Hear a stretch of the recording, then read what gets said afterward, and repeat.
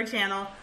We are here to discuss our actual TTC journey with you all, and we're really excited to do this because this is really what we wanted to do this whole entire time. But again, we just dropped the ball, so we're ready to get into it if you guys are.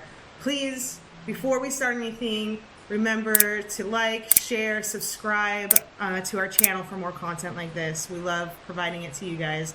So with that, I think we're ready to give you the top 5 things that we did for a successful TTC at-home insemination. So let's get into it. Actually, before we even get into that, we want to say that we are in no means doctors in the medical field at all. We're just sharing our journey with you guys. And yeah, this is what we did. This is what worked for us, so we're hoping it works for you, but every single body is different. So with that, the first one is to go see a doctor. And honestly, we cannot stress that enough. You want to discuss with your doctor your goals. You want to, let them know if you are going to be doing IUI, which is intrauterine insemination, where you would actually have to go to them to go and get inseminated, or do it at home, which is what we did, which is ICI, intracervical insemination. And with that, what they will go ahead and do is they will do a series of tests on you. You may want to ask them for hormonal balance checks just to make sure that your body is in the right shape and you're in the right mind in order to receive that insemination. I also got a pap smear. We did a pap smear and we just checked me. That was it, right? Yeah. Also, if you do decide to go with a cryobank, the cryobank does have forms that you need a doctor's release in order to make sure that you can actually receive and pay for the donation. So you want to be wary if you are going with a cryobank. Make sure that you have those forms ready to sign for your doctor, just so you could just knock it out right in the beginning. One less thing to worry about. Number 2, this is the top 5 biggest thing. Number 2 biggest thing, track your cycles.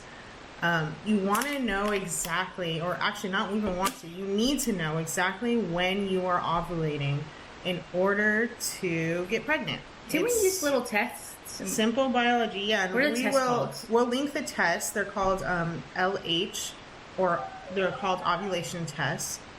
And you could get them on Amazon, or you can even get them at, any pharmacy. Target, Walmart. Clear Blue sells them. They're a little bit more pricey. The ones on Amazon, you can get a whole box of 50 for pretty cheap. And we'll go in another video, we'll go ahead and we'll show you guys how you read an ovulation test. But once you know when you ovulate during the month, that's when you know when you're going to order your donation. So you really want to get a very clear picture of when your body ovulates. And it could be different times during the month.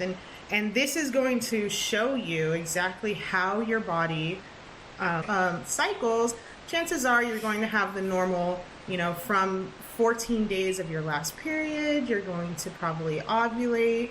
And, within 72 hours, then your ovulation will be done, and then you'll go through the rest of your cycle. So you want to at least track your cycles for about 6 months, I would say. The more, the better, just to get a clear, honest picture of how your body is. Yeah, because the sperm only takes at a certain time, and you want to make sure you're right, because the sperm is expensive. So very expensive. Oh, if you choose to. Yeah, if you choose to. Or you have a known donor, or unknown, whatever. It's different for everybody. But the way we did it, the sperm was kind of expensive. So speaking of donors, yes, that's the third one on our list here, is to pick a donor.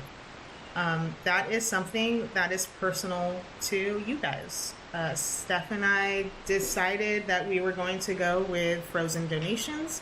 We went with California Cryobank, and we are in California, so it really did work out well for us because we could actually just go down to the area and pick up the donation if we chose. But Cora's donor siblings, they live across the country, and it was just as easy.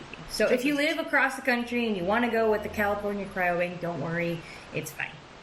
But if you want to go into the facility to pick it up yourselves, then obviously it's good to pick a place close to you. You can also use a known donor, and again, that's with you. Fresh donations compared to frozen donations, those are two totally different things. For the sake of this video, we're just going to go through the frozen donations since that's what the majority of a lot of our friends did. And so you can also do this while you are tracking your cycles. It does take a long time to choose a donor. Oh, there's hundreds and thousands of different places and different men and college graduate, non-college graduate, athletes, geniuses. Open donors compared to musical. Non-open donors. Yeah.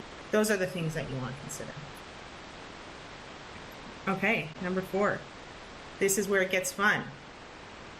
And this is also where people kind of get confused of when you receive a positive ovulation test, when do you order your donation? And that is right away. With us, we ordered it that day. Steph received the positive ovulation test. We called California Cryobank. We said we want our donation.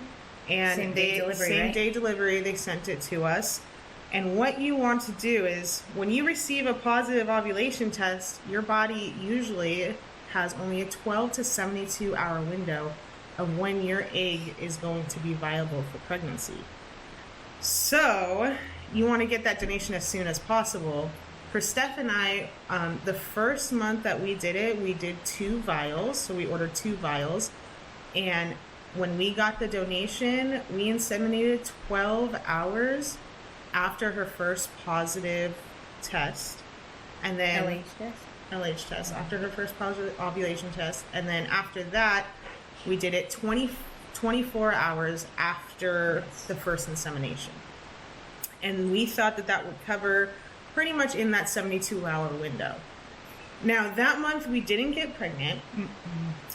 So the next month, what we did is we did 3 vials. And similarly, when Steph went ahead and had a positive ovulation test, we ordered it, got it that day, and we did 12 hours insemination from the positive ovulation test, 24 hours from that 12-hour insemination, and then 24 hours after that. So we did 3. But what I wanted to say was frozen donations, they only have a 24-hour life expectancy, so to say, when it's inside the body. So that's why we decided to do the 3 vials, just to cover that. You know, if you are using fresh donations, they say, you know, if you have a donor that has really good motility, that donation lasts up to 5 days within the body. So you're a little bit more covered with that. So that's why you want to go through all your options first. So once we received in the donation, it was so cool. That's it when was huge things. You feel like a scientist. It comes with a huge nitrogen tank, and you can see it in the picture right here. Me opening it, and what you want to do is you want to take out the two vials, and they'll come in a long stem, and it's cold, but if you can handle them. You take it out with your hand, and then you want to warm them up. And there's 2 ways that you could do this. You can put it in the arm, the pit of your arm, just to kind of increase that body heat. But if you run hot, don't do that, and just let it sit. You don't want to kill it. Yeah. Right? If it's too hot, then the sperm will die. So you do want to just kind of naturally let it warm up, as natural as possible. And so what you want to do is once you take it out and you reach room temperature, what we used is something called the Stork. Similar people will use something like the Diva Cup. The Stork is a insemination wand. Over the counter, you can buy it. We bought it at either online or at CVS pharmacies here in California. And it is just a wand, and we'll show a picture of it up here. And on the top, it has something. It's like a big old tampon. Rubber. It's like a big tampon. It's huge. It's like this big thing. Okay, I'm just being real. It's a rubber. I'm just being real. It's a cervical cap on the top. We had our vial that was thawed. You just open up the vial. You put it in the cervical cup. Make sure that there are no bubbles. and then you close it, the top pod, so it becomes easier to insert it. And you're so analytical. Okay, obviously you're not gonna mess this up. It has like this thing. You put the cup in, you shut it, you shut put it inside you. But these are one-time use. Yeah, and they're expensive. They're $80. Oh. Okay, $70 to $80. $70 to $80, and they're one-time use. So when you do click it down and close it, you don't open it again until you release the cup. The cup stays next to the cervix. For Steph, I think she wore it. I like literally put it in 2 hours, and I just like laid upside down, and then for like half an hour, and then we kept that cup in for. You're supposed to keep it in for 6 hours. Yeah. Oh, you did. You did. Yeah. You kept it in for quite a while. Yeah, Was it you can walk around. or? Yeah, it was totally fine. And it's really just down to the timing, and I will definitely put up kind of like a little timeline chart so you guys could see right here exactly how we went ahead and did our timing to cover. If you're nervous, you can always do it at the doctor's office. But I mean, it works at home. Our friends got pregnant at home. We got pregnant at home, and you can do it. It's easy. I know it looks confusing and scary, but come on. Yeah, we did it. Well, actually, Yeah. it was like magically comedic. We were like, let's be romantic and put candles out, and then you're just like taking this. But it's just funny. But we got to do it at home in our bed, and yeah, so it was like perfect. It was perfect. But that is our story. That is how we had a successful try at home. And please, if there are any questions, let us know, and we will definitely answer them. And we will do many more question and answers about our TTC journey as well. So there you go. Bye. We hope that you guys liked it. Again, please subscribe for more content. Yes, we want to do this. it. We want people to be around and kind of ask questions and chat with us, make it kind of more fun for us. So yes. Anyway, thanks you guys. Thanks you Appreciate guys. it. Life's a journey. Travel it well.